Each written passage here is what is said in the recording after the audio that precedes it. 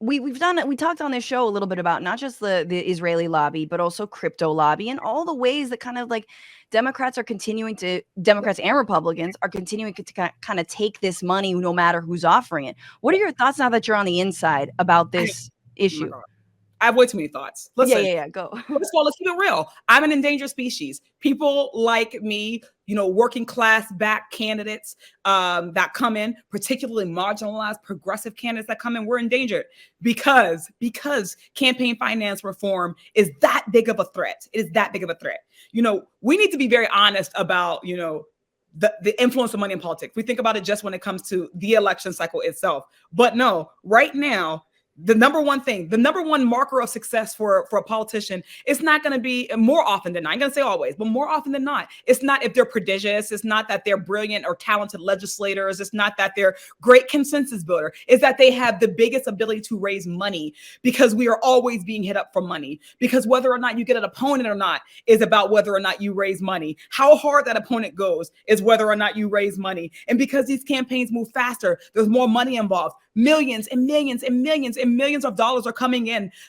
one seat at a time, right? Yeah. Every year we exceed records for how much is spent on an individual campaign and overall on all campaigns. So what that does is it erodes the power that working class people have, that grassroots people have, that everyday voters have, because we cannot compete. Yeah. Because grassroots donors cannot compete with IEs that can drop $1 million like they're at the candy store, right? So it's a big threat. We have to see this as a part of democracy reform. If we want a reflective democracy, then we have to be very honest about the barriers to having that. Poor candidates, working class candidates, Black and brown candidates, indigenous candidates, queer candidates, marginalized candidates can't often access the ballot in the first place because we don't have a Rolodex that we can go to raise $1 million in a month. Right. Or in some cases a day, right?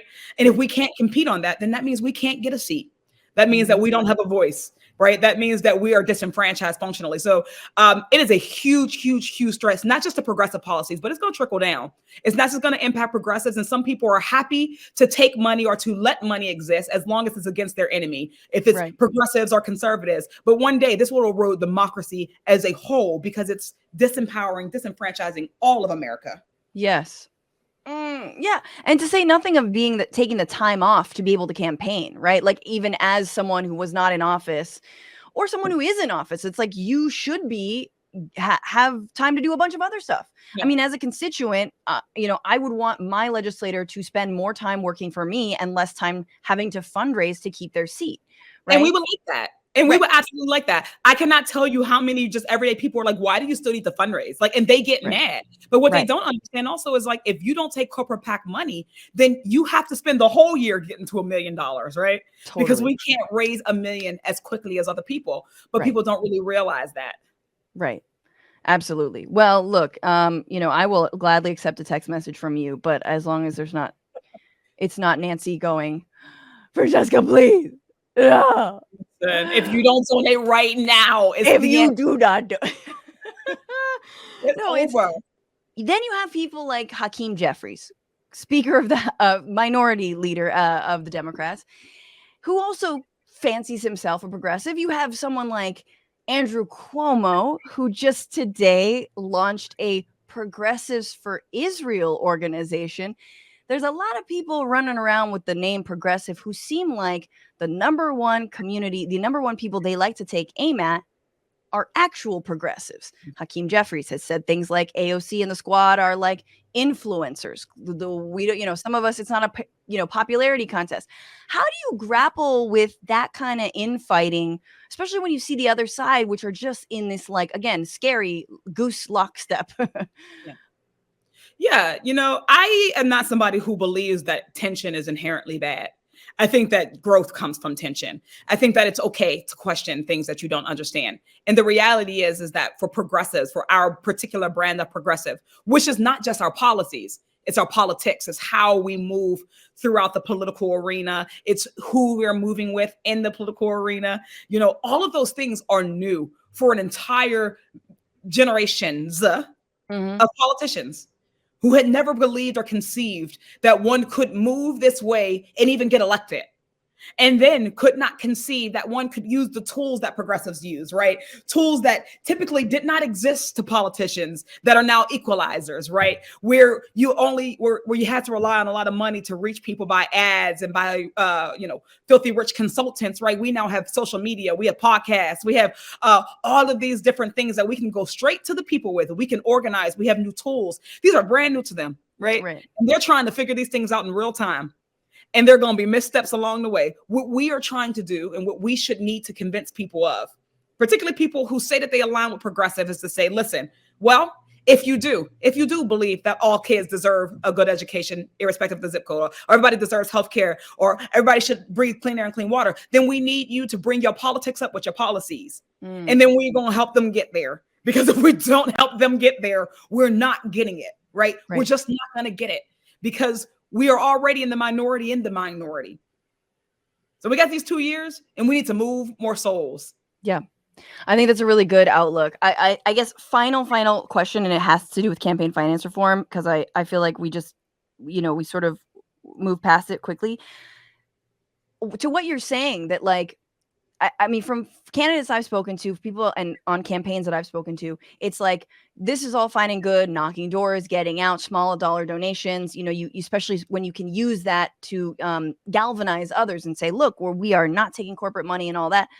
But at the end of the day, you need the ad buys. And you had that spent against you in huge sums of money. So can the grassroots ever truly compete unless we get rid of big money in politics, unless we make dark money also, and things like dark money, illegal? So yes and no, right? The reality, look, we can absolutely compete and we should be competing at the local level every single election cycle, right? There are no off years. There are two elections a year, every single year, a primary and a general, right? In those instances where you are at the hyper local level, you're running for school board or sometimes borough council or city council, magistrate, so many of these races where you have, a more containable number of constituents, you absolutely can knock those doors. Sure. They can spend obscene amounts of money and the media market is untenable in the media market, right? They can put money in this and they're blowing money, right? Because they're not spending it well. We've seen that often, people who have a lot of money but don't spend it well. You can spend your money on a field campaign and you can have people who can actually touch every single voter in your district and smaller districts. When we get to the bigger races, congressional, but particularly governor, statewide, president. Yeah, it's going to be a little harder to knock your way through that one. Right.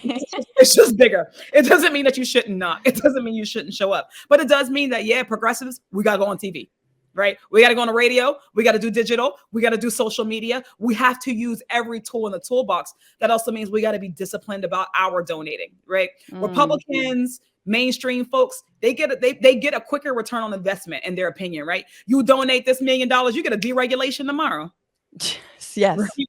With progressives, it doesn't feel like that instant gratification because we're unraveling things, right? We're dismantling, we are rebuilding things, and that work takes longer. So it's harder to convince a grassroots donor that, you're $25 and you're a working class person. That $25 is going to one day lead us to a better society because, right, we're going to replace those folks who don't represent us with people who do, right? It's hard to sell, but it's true.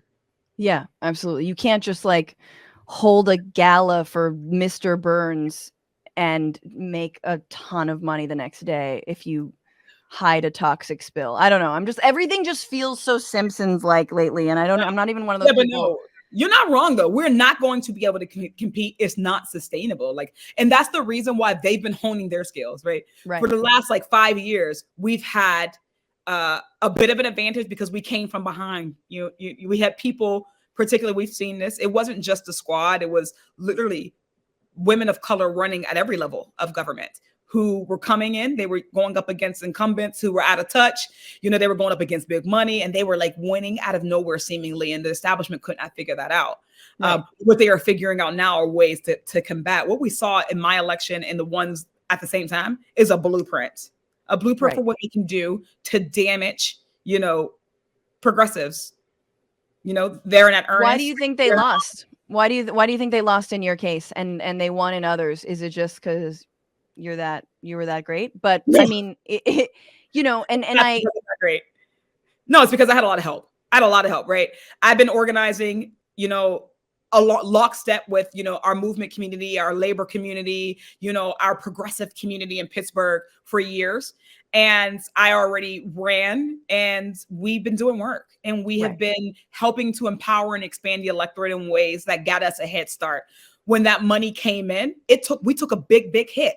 You know, the ads were all, you know, she's not a real Democrat. She hates Joe Biden, you know, she's gonna tear up the world. Like, they were all terrible things that they were saying, you know, distortions. Yeah. And they were honest, and they worked. But we also had people on our outside come in, Justice Democrats, Working Families Party, the Progressive Caucus, right? The environmental community, right? Whether it be legal conservation voters, so many in those communities galvanized around me. And we were able to very quickly not match what they were doing, but we were able to stop the bleeding, right? You can't get outspent 10-1 and expect to win. What's going on, Frantifa? If you haven't already, subscribe to this channel right now. Hit that button. And also, you can become a patron and support the show every single week. Get access to bonus episodes and exclusive merchandise. Patreon.com/Bitchuation Room. Do it.